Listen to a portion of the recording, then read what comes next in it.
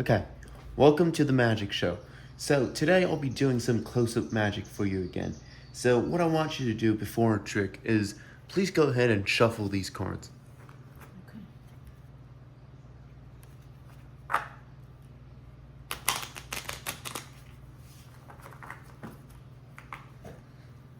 Cool. So I want you to think of your favorite hour of the day. So we're going by a 12-hour scale, so from 1 to 12. I want you to think one number. For me, and once you have that number in mind, I'm going to turn around and you're going to deal down the same amount of cards onto the table. So let's say I'm thinking about 10 o'clock. So I'm going to deal down 1, 2, 3, 4, 5, 6, 7, 8, 9, 10 cards.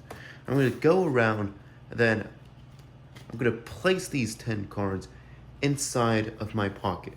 All right? So that's what I want you to do now. So I'm going to turn around. You're going to have one number in mind and you're going to deal down the same amount of cards onto the table. And then that amount of cards, you're going to put it inside your pocket.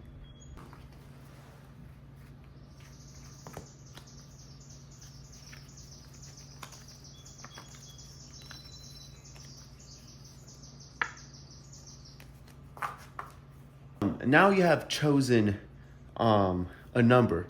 We're going to make a clock face. So with a clock, you need 12 numbers. So we're going to deal down 1, 2, 3, 4, 5, 6, 7, 8, 9, 10, 11, 12 cards. This deck's just going to stay here. Now, we're going to start from 1 o'clock. So this is 1 o'clock, 2 o'clock, 3 o'clock, 4 o'clock, 5 o'clock, 6 o'clock, 7 o'clock, 8 o'clock, 9 o'clock, 10, 11, and 12. I'm just going to place it horizontal. So 12, 1, 2, 3, 4, 5, 6, 7, 8, 9, 10, 11.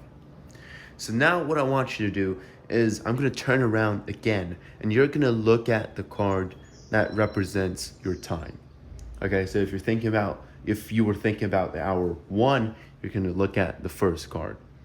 So now you're going to do it, and then you're going to remember that card in your mind. And then after you remember your card, you can mix these cards up. You can put them in the deck. You can shuffle the deck as many times as you want.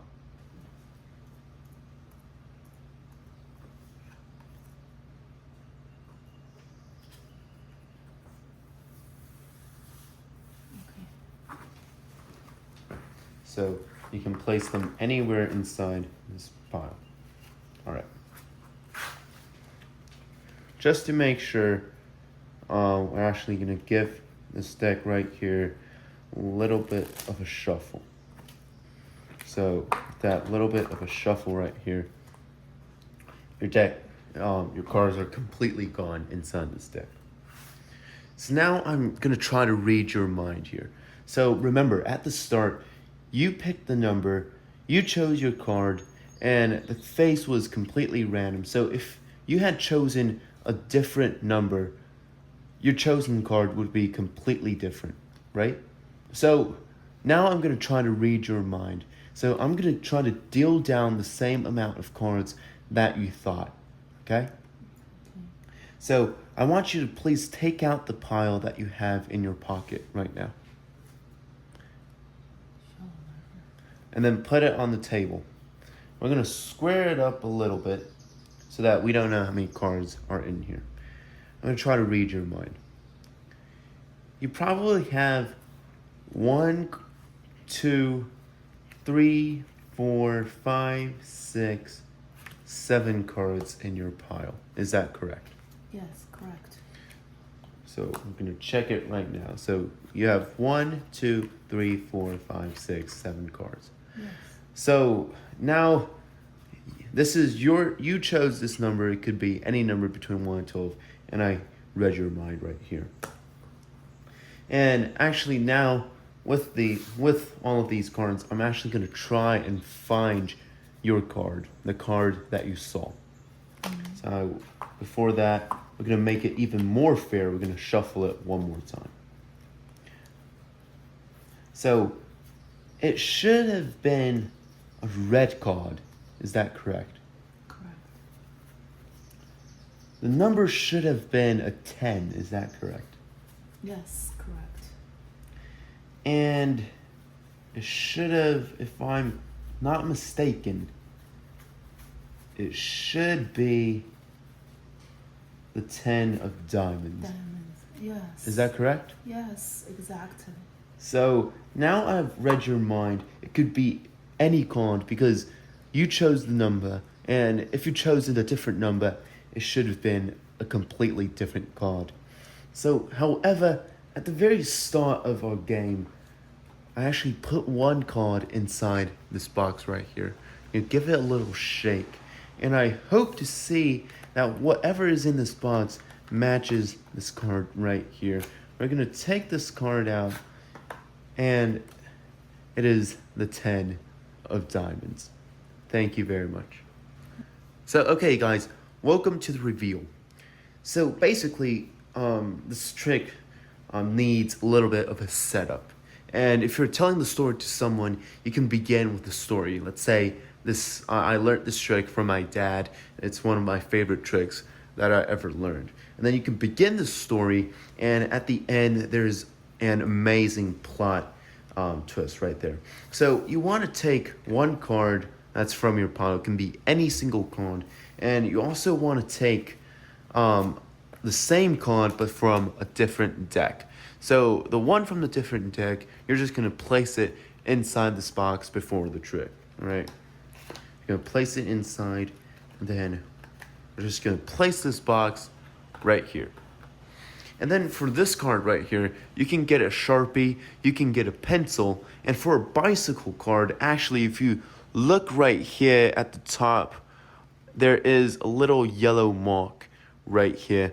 So I marked that with a Sharpie. There's actually one yellow between. So I'm going to take two cards, and you're going to try to compare. It's actually a very fair comparison. One has a yellow on the top right here, on the bottom, and one is completely blank. So that is actually a labeled card. So what I want you to do before is I want you to take two cards. It can be any card from the deck. And then I want you to place your 10 facing up on top, so that when you flick it around, it's actually on the bottom card right here. I want you to place these three cards in the same exact position inside your pocket. So I'm gonna show you guys. So pretend this is my pocket. Now these three cards are inside my pocket. So now, before the trick, you can ask the spectators to give the deck a thorough shuffle right here. It can be any kind of shuffle. It can be a riffle shuffle, or whatever they prefer. So then I'm going to start the trick. I'm going to say you can think of the favorite hour, and then you're going to always say your favorite hour is number 10. So you're going to go 1, 2, 3, 4, 5, 6, 7, 8, 9, 10 cards. You're going to deal that onto the table. You're going to say, after the demonstration, you're going to do the same thing. That's what you're going to say to a spectator. You're going to say, I want you to put whatever number you have inside your pocket. So, and then you're going to go ahead and put this inside your pocket, but actually you're trying to place it on top. So once you place it, you're just going to grab it out like this inside your pocket. And then you're going to say, and then place this whole entire pile with the card same in that box on top of this deck. So the spectators don't know. They still think it's the 10 cards, but actually you introduced 13 cards, 3 more cards into this deck. So the reason why it's 13, because we only need 12 numbers. So even if they chose the hour 12, it still would work. So then they would go on to deal their card. So let's say they chose number 3. So they're going to deal down 3 cards and place these 3 cards in their pocket. And then what I'm going to do next is I'm going to actually go ahead and deal down 12 cards. I'm going to tell the spectator that to make a clock face, you need 12 cards. So we have 1, 2, 3, 4, 5, 6, 7, 8, 9, 10, 11, 12 cards. The order really matters because, and then you're just going to start dealing from 1 o'clock 2 o'clock. And what's really interesting is by 3 o'clock, because this is all math, by 3 o'clock, their card is actually going to be that labeled card. So that's their card right here. It's labeled. So whatever number they chose, it's always going to be at the exact same hour that they chose. So when you're dealing it out, you're just looking for the label right here. And once you know the label, you directly know which hour they chose. So 3, 4, 5, 6, 7, 8, 9, 10, 11, 12. So now you're just going to say to spectator, whatever hour you have, you're going to pick up the card and look at it. In this case, you're going to look at this card, which obviously you know at first it's the 10 of diamonds. So they're going to look at it, and then after they say, okay, they're going to just mix them all up. It doesn't matter because you now have read their mind. You know everything, which hour and what card they've chosen, and they can actually shuffle them into the deck. They can burn them.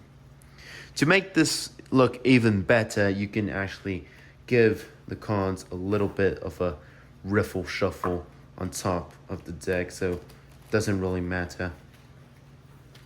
So after a riffle shuffle, you're going to say, I'm going to deal down the amount of cards. So let's say I deal down 1, 2, 3. They're going to freak out right now because that's exactly what they have in their pile. We have 3 cards. And then you're going to say, I'm going to try to find the card inside of this pile. Find your card. And when you're going, you just do your performance. Say, it should be a red card. It should be 10. And then once, oh, sorry, it's not here. And once you find it, they're going to totally freak out. You're going to have insane reactions from them. Oh, they're actually here. So you're going to say that's probably your card. By this time, they're going to freak out. But what's even better is you can say, go back to the story. You can say, when my dad was teaching me, he would always use one card that he liked. And I actually always kept this card with me. And if you're going to change that to your grandpa, you can actually go and see if you have an older deck and get an old card so it actually looks real. And you're going to say somehow it just matches the card that you've chosen. So then they're going to totally freak out. But I have one more bonus tip for you. If you guys want it to be absolutely crazy, you can actually, if you have a bicycle deck, it's actually going to have the 10 of hearts on the back printed. So you can actually choose the 10 of hearts to be your card right here. And then at the end, you're going to say, but actually the box has always told me your secret because it has always printed your card on the bottom of the box. So thank you, everyone. That is the reveal. Go ahead and try it yourself. If you have any questions, please feel free to leave a comment down below. Please click a like and a subscribe, and I'll see you next time.